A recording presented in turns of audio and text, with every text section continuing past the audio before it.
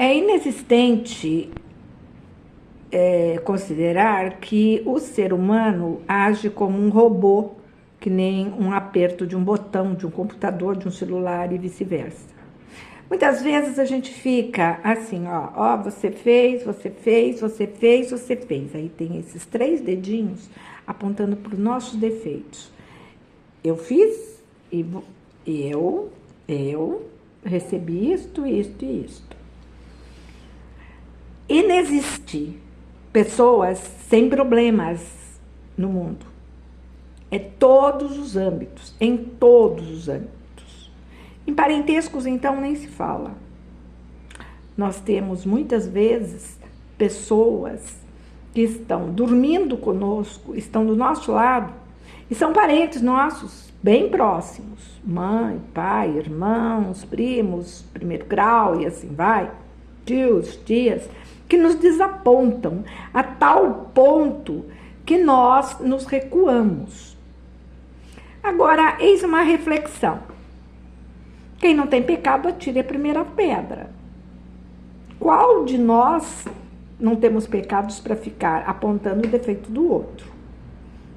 Ou acusando o outro de coisas que nos feriu e nos fere profundamente. E no território da emoção não tem dono. Nós somos todos vulneráveis. Então, respeitar, acima de tudo, a Mãe Natureza e as nossas considerações, é importante fazer essa reflexão. Respeitar não quer dizer que você vai aceitar o outro como é, e sim tentar enxergá-lo dentro das qualidades e dos defeitos que você está elencando ou está apontando, são diferentes do seu modo de pensar. E interagir da mesma maneira à distância. Ok. Então, um exemplo. Muitas vezes a gente se envolve com pessoas que, ao invés de somar, agregam peso para nós. E é neste peso que a gente tem que pensar. Será que eu não sabia que isso seria um peso emocional? Quem vai compartilhar comigo este peso? Eu falo isso porque muitas vezes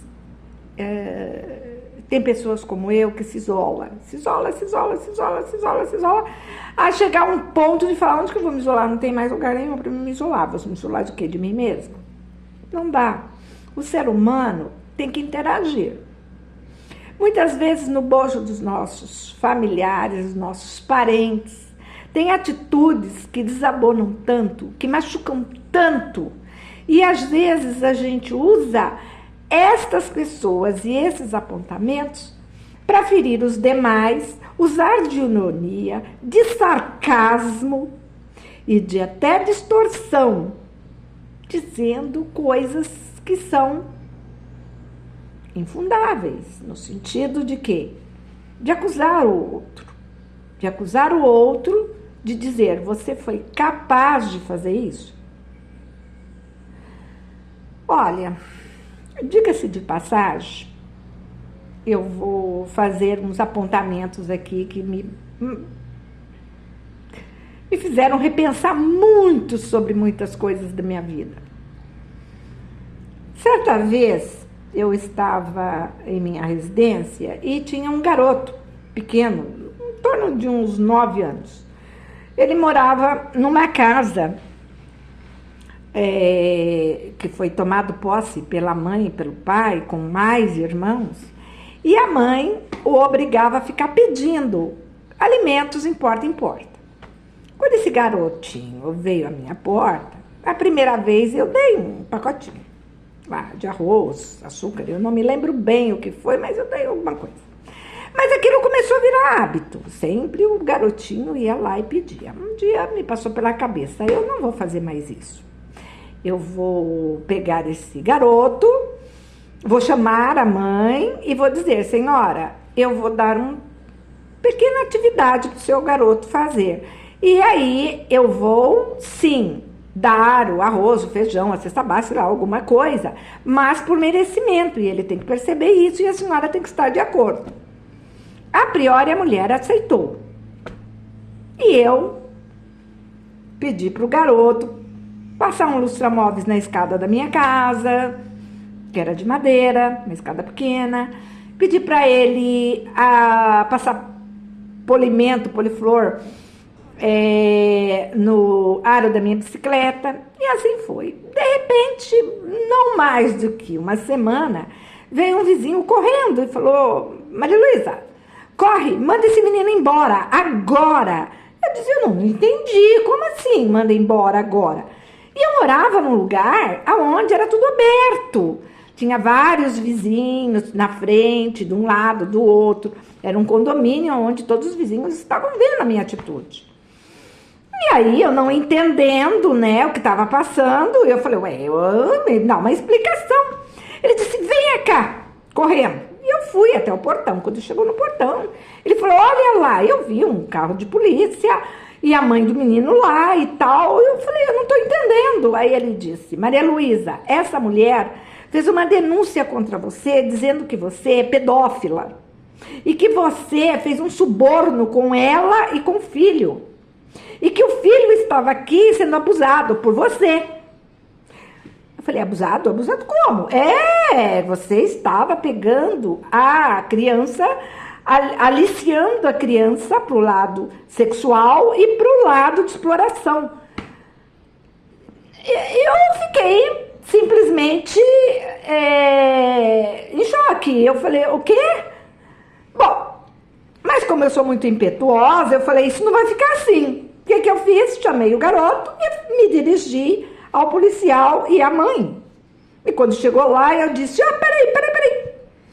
Antes que vocês vão fazer aquilo que vocês não sabem, os policiais, eu vim aqui para informar vocês que aquele rapaz que está ali, que era aquele que veio me avisar, ele acaba de me comunicar que eu estou fazendo um aliciamento com este garotinho.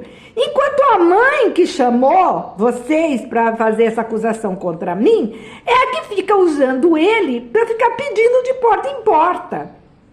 E eu, por bem, agi dessa maneira e elenquei a situação. Pois bem, felizmente parou por ali, porque a mãe, eu a afrontei e disse: a senhora seja menos acusadora e assuma as suas atitudes, porque a senhora está colocando o seu filho em exposição quando bate de porta em porta. E olhe lá se não é que ele está sendo abusado dentro da sua própria casa com a senhora e seu marido, que invadiram esse local. Bom, eu fiquei muito chateada, e papapá, os policiais, que ela disfarçou, não sei o que, enfim, acabamos com aquilo ali. Foi a primeira vez que aconteceu isso? Não, houve outras coisas, inclusive em escola e tal, que a gente tem até medo, ou precaução, de às vezes oferecer uma carona para um aluno, ou dar uma carona para um aluno e o aluno distorcer. Já tive alunas que 14, 15, 16 faziam assédio sexual para homens por essas vias de internet, e quando a mãe chegava perto, eram todos crentes da não sei que igreja lá, e o meu filhinho é santinho, e não era. Então, assim, a garota tirava as partes íntimas para fora, ficava seduzindo os homens, até chegarem lá numa delegacia com uma outra pessoa, outras pessoas que eu cheguei a conhecer e, enfim, ficamos precados. Mas é assim, a sociedade está distorcida, a gente tem que tomar muita precaução.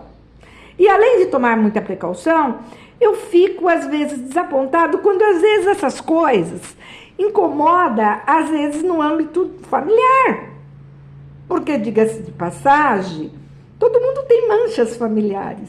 E, olha, carregar o peso do outro dentro de um parentesco é bastante complicado, mas generalizar não, né? Então, em sã consciência, não. E apontar que existe distúrbios psiquiátricos entre nós em relação aos parentescos, às vezes um mais acentuado, outros não, mas quem possui o distúrbio não vê isto. Aí, às vezes, vira uma fofoca. A fofoca, então, é perniciosa. É aquela que mata aos poucos. Você não está sabendo e o outro está lá, esquecendo que tem os 3 dedos apontando para cima. Então, gente, repense. Repense na conduta de vocês e na conduta do outro. Eu nunca fiz conduta de ser uma pedófila ou de ficar fofocando a vida do outro, sem fundamento. Mas quando fazem, eu fico reclusa. E cada vez mais eu quero me afastando desse tipo de pessoas. Por quê?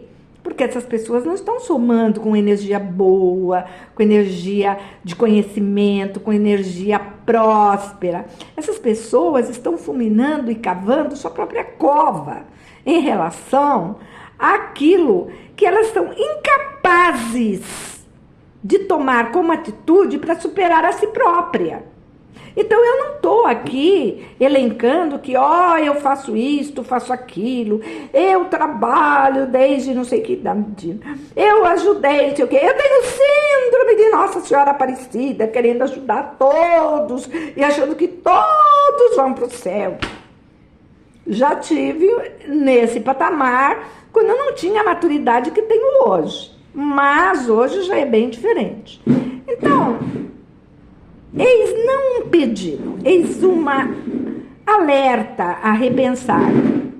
Como cada um tem seu arbítrio e as consequências de suas ações, é bom lembrar que as consequências das ações de cada um são bem claras para o outro que está sendo apontado ou ferido. Eu tenho costume, às vezes, de falar, olha, que Deus te abençoe, seja feliz e longe de mim. Sabe por quê? Eu aprendi com uma tia, abençoe e esteja longe. Porque quanto mais você abençoar e melhor a pessoa tiver, menos trabalho ela te dá. E é verdade. Então, assim, eu sou muito grata às pessoas que foram meus alicerces, as pessoas que me educaram, as pessoas que somaram comigo, me tornaram uma pessoa como eu sou hoje, e dentro das profissões que eu escolhi.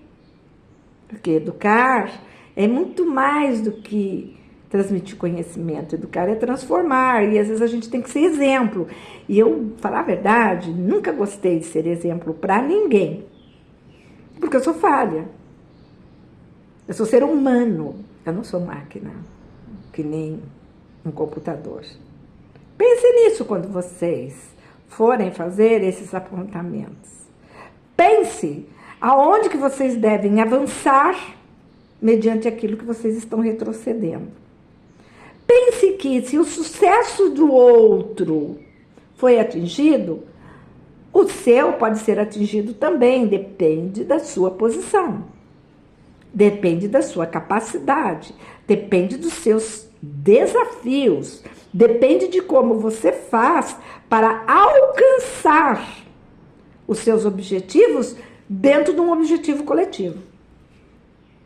Então, vamos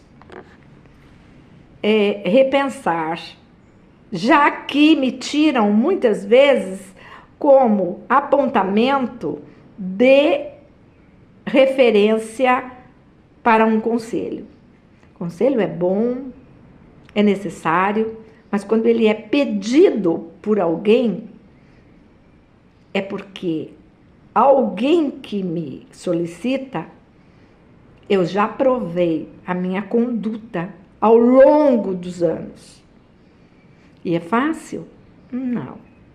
Com todas as minhas falhas. Bem, tem psicóloga, psicólogo, pedagogo, psiquiatra e tal, que vai lidar com algumas situações. Muitas vezes eu tive que superar certos desajustes meus em relação aos meus desapontamentos,